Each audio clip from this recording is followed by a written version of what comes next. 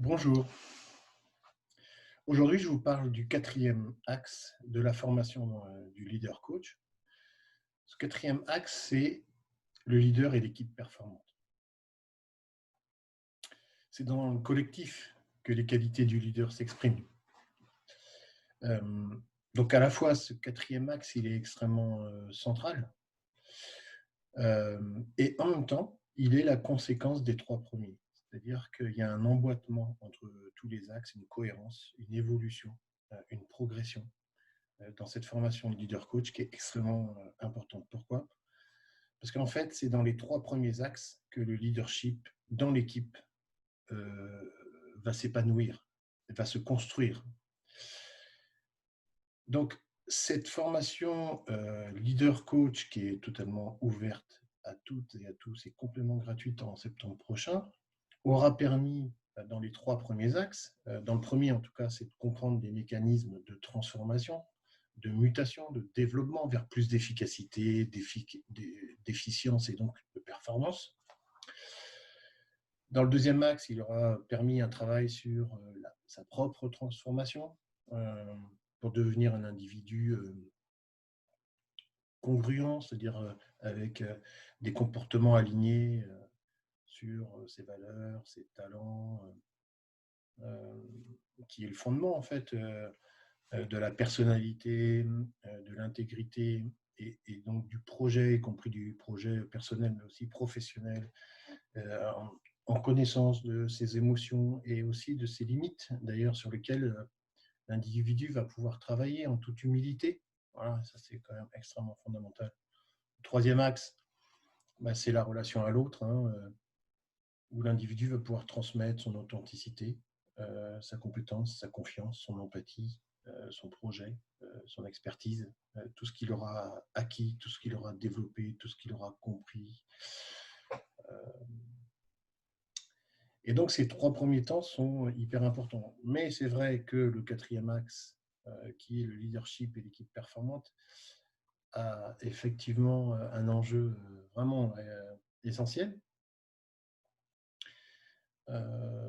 Alors, j'aurais pu vous parler, et j'imagine que vous-même, vous êtes posé toutes ces questions un peu réflexives, bien sûr, sur qu'est-ce que c'est qu'une équipe performante, c'est quoi la performance, hein, c'est quoi une équipe, qu'est-ce qui différencie une équipe d'un groupe d'individus, quelles sont la place là-dedans de la coopération, de l'intelligence collective, comment ça se génère, quelle est la place de la confiance, quelle est la place de l'autorité. Enfin, il y a tout plein d'études et tout plein de travaux qui sont menés depuis plus de 100 ans sur ces questions-là et qui sont vraiment fondamentales. L'expérience d'Hawthorne en 1923 par Elton Mayo, qui était un universitaire, mais de Harvard, et plein d'autres études qui ont été menées jusqu'aux études l'expérience de Milgram sur l'autorité. Enfin, voilà, la psychosociologie ne fait que ça en fait quasiment, c'est-à-dire d'étudier les systèmes humains et de voir comment ils fonctionnent le mieux ou comment ils dysfonctionnent, quelles sont les caractéristiques d'un groupe qui fonctionne durablement de façon harmonieuse, cohérente, efficace, quel que soit le système humain d'ailleurs, hein, qu'il soit familial, qu'il soit social, qu'il soit associatif, qu'il soit professionnel, qu'il soit une équipe. Qu'est-ce qui explique que des gens fonctionnent durablement, correctement et quelle est la place de l'impact du leadership là-dessus? J'aurais pu vous dire tout ça, mais en fait, je fais le choix juste de vous parler de choses beaucoup plus récentes qui caractérisent un peu la réflexion qui est menée dans des grandes entreprises dans le monde et puis dans des universités, notamment aux États-Unis, sur la place du leadership. Et je pense au Center for Creative Leadership, avec des professeurs comme McCall, Lombardo ou McCauley, qui ont compris en fait, avec pas mal d'entrepreneurs, que le leadership dans les entreprises et dans l'équipe sont la richesse de l'entreprise. Euh, et donc, c'est ça qu'il faut développer. Peut-être même encore plus que toutes les formes de capitaux, les machines de production, tout ce qui est immobilisation. Avant toute chose, la puissance et la richesse de l'entreprise du troisième millénaire, c'est les leaders et les leaders même qu'elle a en son sein. c'est-à-dire il y a là du coup la question de l'identification des personnes qui souhaitent avoir une place importante dans l'entreprise. Enfin, importante, ce n'est pas une question hiérarchique d'ailleurs, c'est une place, on va dire, proactive dans l'entreprise. Et comment, du coup, on les forme. Alors, ces professeurs que je citais à l'instant, ils ont étudié depuis les années 83 quelles étaient les conditions en fait, de formation de leaders au sein des équipes. Et ils ont identifié un certain nombre d'items, dont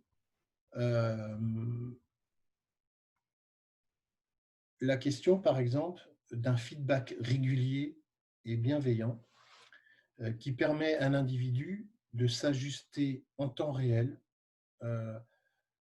sur son activité de leader. Donc ça, c'est quelque chose qui est extrêmement important. C'est comment, au sein même de son activité, un leader peut faire l'objet de feedback bienveillant, constructif vis-à-vis de son activité pour qu'il puisse expérimenter, pour qu'il puisse progresser. Le deuxième item, c'est la question de la diversité du parcours. C'est-à-dire, plus le parcours va être diversifié, plus l'individu va devoir sortir de ses limites, en tout cas les repousser, va devoir sortir de sa zone de confort et va devoir accroître ses compétences. Donc ça, c'est le deuxième item. Il y a la question de la tutelle et de l'accompagnement, c'est-à-dire comment la personne et l'individu, et ça c'est un petit peu plus complexe, c'est-à-dire qu'il y a plusieurs items, mais en fin de compte qui sont assez simples à comprendre, c'est comment l'individu en formation de leader peut bénéficier d'un patron qui va pouvoir le tutorer, qui va pouvoir l'accompagner dans l'entreprise.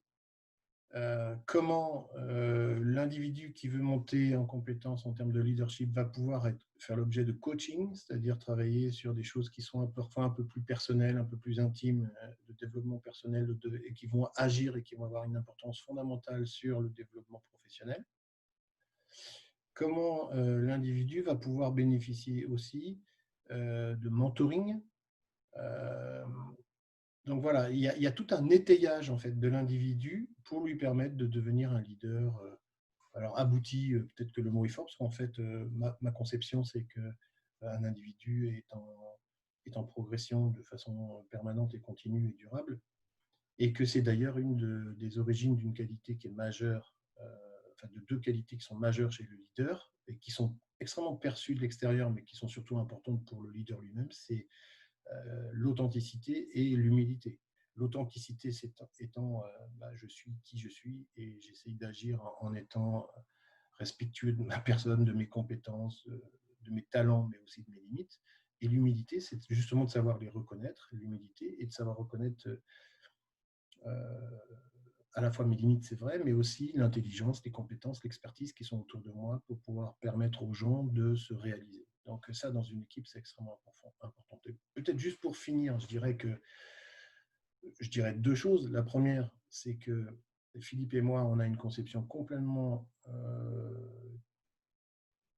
calquée sur ce qui vient d'être décrit, c'est-à-dire qu'on pense que c'est en état d'activité professionnelle que la formation va être particulièrement performante dans cet accompagnement bienveillant, mais aussi dans cette forme d'exigence, de tutoring, de comment je peux faire mieux, comment je peux me remettre en question pour améliorer mes propres qualités de leader.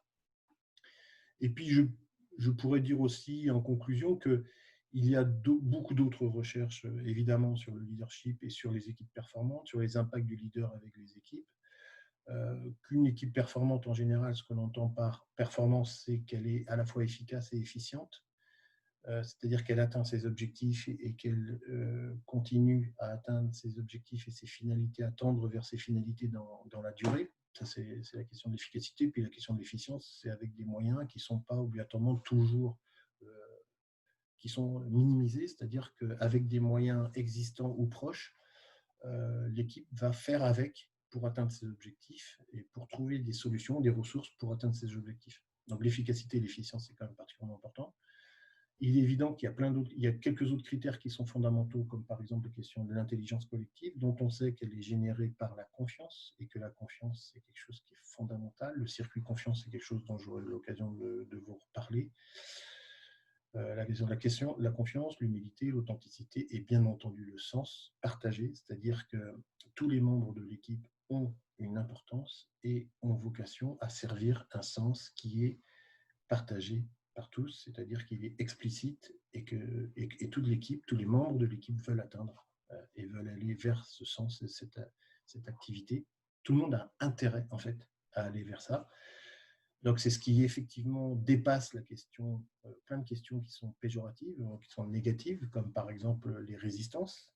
C'est ce qui dépasse la question des risques psychosociaux qui sont si conséquents, c'est quand les finalités, les objectifs ne sont pas explicites et que les gens ne tendent pas tous vers ça, c'est que souvent il va manquer de confiance, il va manquer de bienveillance, il va manquer d'objectifs explicites et parfois des moyens qui sont utiles pour les atteindre. Et puis en fait, parfois et même assez souvent, des questions de contexte, c'est-à-dire de climat, qui font que l'individu a besoin d'être pris en compte dans ses capacités à atteindre ses objectifs et dans son intelligence et sa proactivité. Enfin, voilà, tout ça pour vous dire que c'est un sujet qui est clairement passionnant, mais qui est plus que passionnant, il est vital. Je pense que l'entreprise de demain, elle va devoir intégrer aux États-Unis, c'est sûr, en France et dans le monde, ces données, de faire monter en compétence des leaders dans les équipes, au sein des équipes, de façon interne, de façon à ce que les gens soient reconnus et soient intelligents et soient responsables de ce que devient leur équipe, de ce que devient leur entreprise et de ce que devient notre belle planète. Voilà. Je vous dis à très bientôt. Au revoir.